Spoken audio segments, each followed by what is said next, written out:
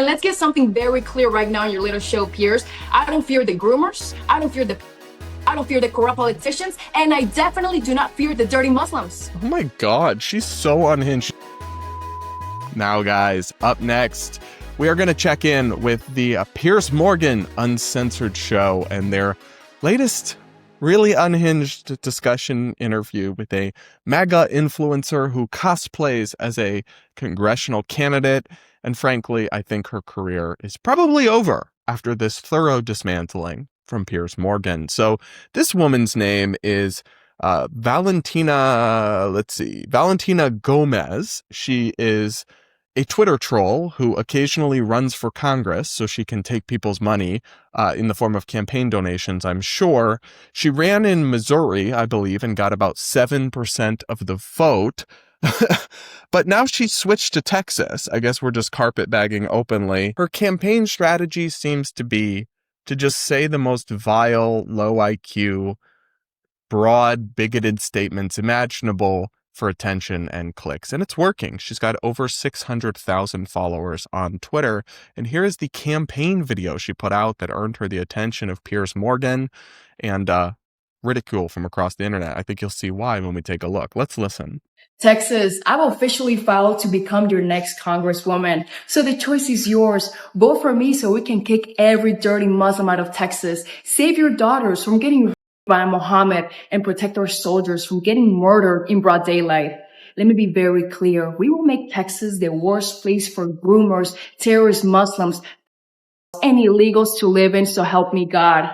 For me, this is just an election. But for you and your daughter, this is your life. Because Texas has only gotten more Muslim under these weak Republicans. New York City already fell to Islam. So did Michigan and Minnesota. And you're next in line. If Texas falls to Islam, it's simply because you didn't vote correctly. God bless you all. The powered by Jesus Christ is a nice touch to that campaign message. And she has Christ as king in her bio on social media as well.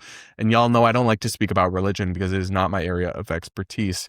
But I will say it is not giving Christ-like to me, the message in this. It is so vile, so bigoted, so like unrealistic too. I mean, this idea that you could... Side note on the idea that like Michigan has fallen to the Muslims. That's news to me as somebody who was living in Grand Rapids for years.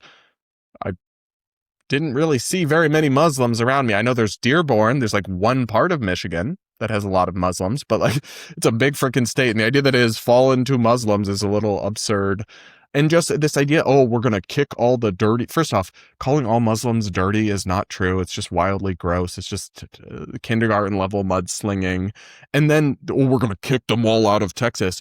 No, you're not, first of all, because we have a constitution that protects religious freedom, and you cannot simply kick people out because of their religion. You're advocating blatant, illegal, and unconstitutional acts that you would also have literally no power to do as a congresswoman for the federal government, to kick people out of your state. Like, it doesn't even make sense on its own horrendously hateful and bigoted terms. It's such an obvious... I can't tell if she's genuinely stupid. Like, are we talking to a woman or talking about a woman with an IQ of 60 or 70?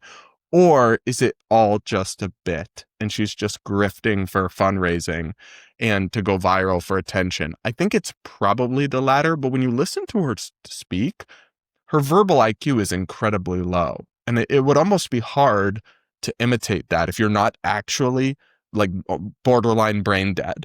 So as you will see, when Piers challenges her on her views, she is not able to articulate or to defend them. But unfortunately, social media has just promoted this, the rise of the rage baiter and the grifter, and that is what she seems to be to me. But you guys can decide for yourselves as you get to see and hear more of this lovely, lovely woman. Let's listen. Well, why would you be so blatantly hateful towards one group of people? You call it hateful and bigotry and racist and all of that garbage. I call it the truth. I mean, I'm not one to throw around hate, race, bigoted, and those kinds of things lightly, but what else can you call it? The things she says, like, it just is. Truth. America is a Christian nation. These Muslims come to Christian nations, burn our churches, rape our women, shoot our American soldiers point blank, killing one of them in broad daylight, then chanting Allahu Akbar. Piers, My brother is a National Guardsman. He literally puts himself on the line for this nation. So yes, these dirty Muslims have no place in America and have no place in England. But as you See, this is just horrible. You're blaming the actions of individuals on an entire group of people, millions of Muslims. And to be clear, I'm somebody with lots of criticisms and shade for mainstream Islamic beliefs, but that's not the same thing as demonizing all Muslims who, like any group of people, like any religion, have a wide array of beliefs and values. And there are Muslim doctors and teachers all across America who are, one, U.S. citizens, born and raised here, love the country, and two, are positive influences on their community, not raping anybody.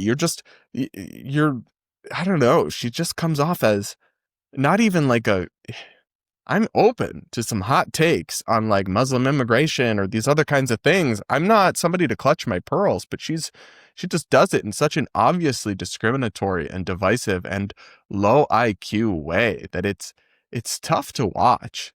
Who are her unironic fans? That's what I want to know, because she has a lot of them on social media. And I don't know, do they ever leave the basement? Like it's really weird stuff.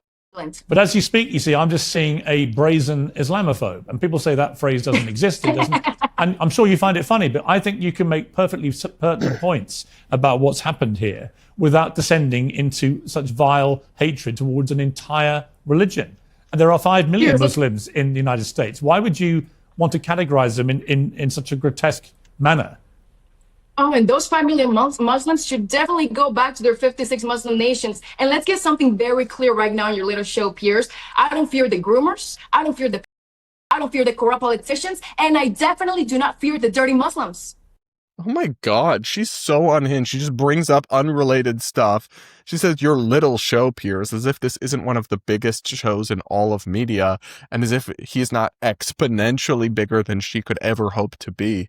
It's all just, I mean, I can't decide. Y'all will have to let me know in the comments, like, if you think it's a bit, if it's performance art and just a blatant grift, or if this is actually a person who is this crazy and deranged. I can't really decide. Let me bring in... Can I jump in here real quick? Yeah, you can, yeah. No. I mean, we should be clear about the fact. I mean, sure, Valentina is just a bigot, plain and simple, engages in the worst kinds of bigotry imaginable. But it's worth noting that she's fundamentally un-American, because the American Constitution says that you cannot discriminate against people based on religion. That is pretty clear. And so she's engaging in an anti-American campaign in the name of protecting America, which is just irony beyond imagination. So yes, she's a charlatan. She doesn't know what she's talking about. You can tell by looking at her that her IQ hovers around room temperature. To me, the real scandal is not engaging with her directly, because she's beneath taking seriously.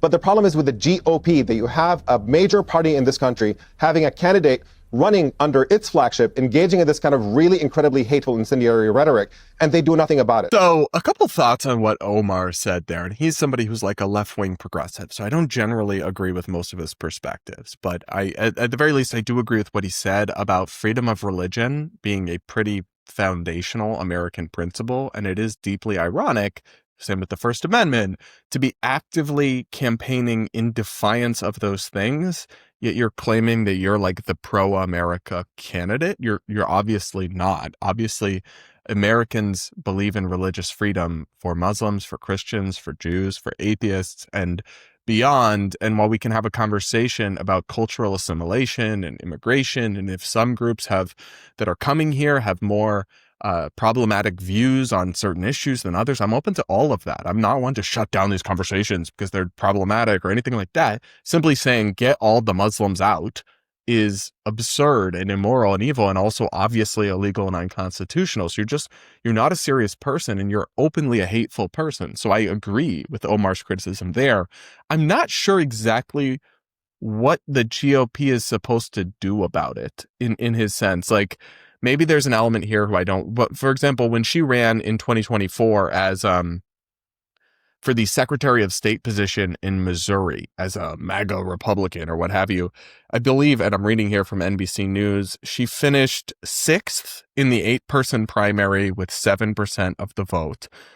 What Republicans rejected her there, I hope and assume they will reject her in Congress, the congressional race that she's entered in now in Texas. But I guess my question is, like, what can they do? I don't think they can just kick out problematic people from running. Can they? I don't think that's a thing. And I don't know that she's really broadly representative of anything other than the kind of rage bait careerism that's developed in the age of the internet, where just you can build a brand and income stream for yourself by just being intentionally inflammatory and outrageous, and how you have to keep going to new and new levels because it doesn't hit the same. Like, her first videos were like outrageous, but not this bad. And she's gotten crazier and crazier and crazier over the years, because if she stays at the same level of crazy, people won't pay attention. She has to keep escalating. And so I think we can draw some conclusions about the distorted incentive structure of the online political ecosystem these days, but I'm not sure we can draw any broad conclusion about the whole Republican Party based on this one crazy woman. And I guess I would say the same about one particularly. It's not like she even got the nomination. Like, if she gets the Republican Party's nomination for a race, then I think we could have that conversation. But as long as she is simply a primary candidate, I'm not really sure it's fair to like blame the entire Republican Party over it. That's my perspective, at least, though I do appreciate Piers's very direct and confrontational style with this woman. And I think she kind of falls apart. Like, that's the thing. This idea of don't platform bigots is actually very silly, because when you do platform them, just how ridiculous and unserious and, frankly, like he said, room temperature IQ they actually are often becomes immediately apparent. So kudos to Piers and the panel for taking this woman on, and hopefully her political career does not succeed, and hopefully at some point she gets a hobby other than race baiting and inflaming tensions and just rage baiting and trolling, because it's not particularly interesting or impressive. That's my take on it all, but you guys can let me know what you think in the comments. Make sure you hit the like button while you are at it, and make sure you're subscribed if you aren't yet. And that will be it, guys, for today's episode of the Brad vs. Everyone podcast. Thanks so much for listening, and we will talk again real soon.